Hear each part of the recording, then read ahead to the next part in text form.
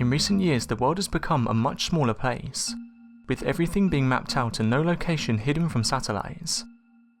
With that being said, there are still some things we don't understand. In this video, we count down 5 unsolved mysteries.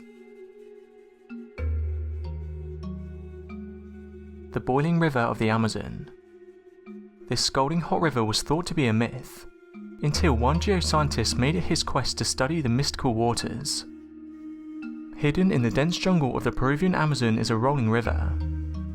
The steaming turquoise waters that can reach up to 200 degrees Fahrenheit are guarded by ivory-coloured stones, and guarded by 60-foot walls of lush forest and vegetation.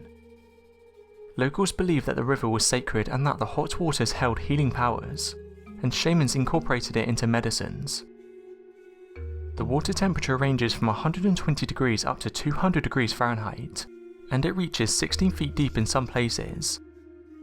The mud of the riverbank is too hot to walk on, and if you did, your skin would be covered in third-degree burns in less than a second. Small unfortunate animals like frogs can be found broiled in the water. There is no confirmation regarding how the phenomenon came to be, but it's been suggested a drilling company accidentally ruptured a geothermal system, releasing gases from inside the earth into the river. Chimpanzees represent our closest living relative, sharing 98% of our genetic DNA. They live in vast social communities consisting of up to 50 individuals and comprising of several family groups. They have strict hierarchies, with one dominant alpha male. Chimps are one of few animals that are known to make and use tools. They have been observed stripping the leaves off a twig and then dipping it into a termite nest to catch the insects, and chewing the end of a stick to make it more water absorbent so it can be used as a dipping stick. Kevin Hunt, director of the Human Origins and Primate Evolution Lab in Indiana University, said the following: "If you shave a chimpanzee and took a photo of its body from neck to the waist, at first glance you wouldn't really notice that it isn't human. The two species' musculature is extremely similar, but somehow pound for pound chimps are between 2 to 4 times stronger than humans. It's unclear why we're so much wimpier than our closest hominid relatives. Perhaps our muscle attachment points differ, or our muscle fibres could be less dense. Either way, the result is slightly humiliating." Once in an African forest, Hunt watched an 80-pound female chimp snap branches off an ironwood tree with her fingertips.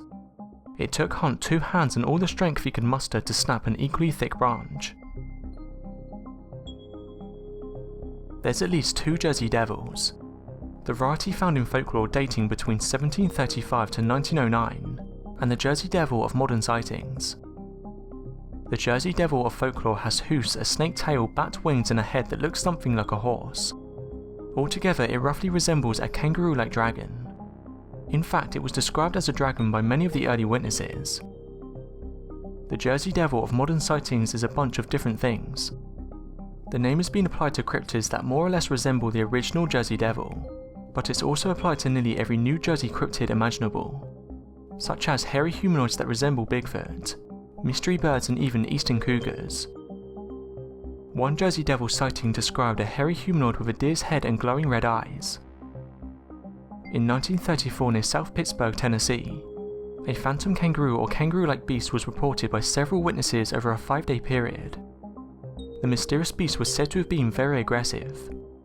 Kangaroos are typically unaggressive and vegetarian. A witness described the animal as looking like a kangaroo running and leaping across a field. A search party followed the animal's tracks to a mountainside cave where they stopped. During the week of January 16, 1909, newspapers of the time published hundreds of claimed encounters with the Jersey Devil from all over the state. Among alleged encounters publicised that week were claims the creature attacked a trolley car in Haddon Heights and a social club in Camden. Police in Camden and Bristol, Pennsylvania supposedly fired on the creature to no effect. Other reports initially concerned unidentified footprints in the snow, but soon sightings of the creature resembling the Jersey Devil were being reported throughout South Jersey and as far away as Delaware and western Maryland. On January 19, 1909, Mr. and Mrs. Evans were awakened in the early morning by the sound of a large animal on the roof of their shed. They described it as about 3.5 feet high, with a face like a collie and a head like a horse. It had a long neck, wings about 2 feet long, and its back legs were like those of a crane, and it had horse's hooves. It walked on its back legs and held up two short front legs with paws on them. One afternoon of that same week, a Mrs. White was taking clothes off her line when she noticed a strange creature huddled in the corner of her garden. She screamed and fainted, and her husband rushed out the back door to find his wife on the ground and the creature close by. She chased the monster and it leapt over the fence and vanished. Then, as suddenly as it had come, the creature and sightings had vanished. The creature did not return until 1927. A cab driver was changing a tyre one night. He had just finished when his car began shaking violently. He looked up to see a gigantic winged creature pounding on the roof of his car. The driver, leaving his jack and flat tyre behind, jumped into the car and quickly drove away. He reported the encounter to the police. In August 1930, berry pickers at Leeds Point and Mays Landing reported seeing the creature, crashing through the fields and devouring blueberries and cranberries. It was reported again 2 weeks later to the north and then disappeared again. Today there's only a few isolated sightings of the creature. It seems as though the paved roads, electric lights and modern conventions that have come to the region over the course of 2.5 centuries have driven the monster so far into hiding that it's vanished altogether. The lack of proof of the monster in modern times leads many to believe the creature was nothing more than a creation of New Jersey folklore. But how does one explain the witness accounts from reliable people like businessmen, police officers and even public officials? Remy van Leerd was a Belgian pilot who became well known for his heroic exploits during World War II. Among other feats, he escaped from a German prisoner of war camp and made it safely to Britain, where he became an ace in the Royal Air Force, but his famous monster sighting came years later. According to Van Leerd, he was flying over the jungle in a helicopter when he spotted a giant snake. It was very green and had a white belly, which he estimated was over 50 feet in length. In his account, the serpent reared up as though it wanted to attack the helicopter.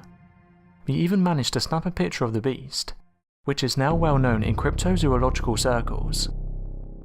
Unfortunately, the picture doesn't provide anything to indicate the scale, so it can't be used as proof that the snake was really that enormous. Still, he insisted that the monster was a true giant, and could have easily have eaten up a man if it wanted to. One very exciting area of cryptozoology is that of apparent dinosaurs who have somehow survived up to the present day. The thought of having real dinosaurs still prowling the wild places of the world, as they did millions of years ago, is exciting. Such mysterious creatures can be found in many reports from the deepest, darkest jungles of Africa to the rainforests of South America. Yet you don't necessarily have to go so far away to such isolated spots to find accounts of supposed living dinosaurs in the modern age. In the southwestern United States, there have long been reports of dinosaurs roaming about, apparently very much alive and well. Tales of dinosaurs in the American Southwest go back to the frontier Wild West days of cowboys and Indians. Among some of the most talked about and famous of the dinosaurs of the West are the various large pterodactyl-type creatures, said to have been sighted throughout the 1800s and beyond, and which were already known to the native peoples of the region as thunderbirds. The story of this photo's existence was corroborated by writer H.M. Crowner in a 1963 article in Fate magazine, and renowned cryptozoologist Ivan Sanderson claimed that he actually owned a photocopy of the photo. From there, the legend of the now notorious Thunderbird photo really took off. People began to come out of the woodwork swearing they'd seen the photo on TV, in books or in magazines, but in every case no actual copy could ever be tracked down. The question of the elusive photo's existence became a popular topic within the realm of cryptozoology, inciting heated debate and speculation.